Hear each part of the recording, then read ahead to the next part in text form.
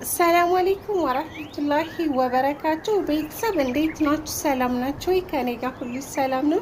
ዛሬ አንድ ነገር ይዤላችሁ መጣ። ተጠቀሙት፣ ሴቶችም ወንዶችም ተጠቀሙት። ቦርጭ ላለባችሁ እንዲሁም ደግሞ ውፍረት ምናምን ነገር በጣም እንትን ላላችሁ ነው።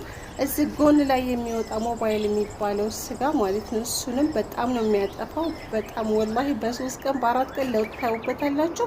የምትጠቀሙት ፍሬሽ ዝንጅብልና አንድ ሎሚ፣ እኔ አንድ ተገማሽ ምናምን ነው የምጠቀመው።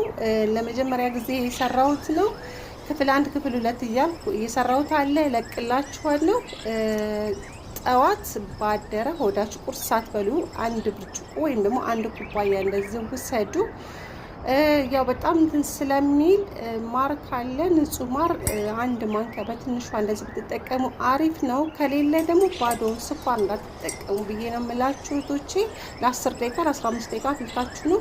ነፍሰ ጡር የሆነ ሴትና ጡት የምታጠባ እናቶች እንዳትጠቀሙት አማና ብዬ ነው የምላችሁ። ይቀጥላል ኢንሻአላህ። ቻው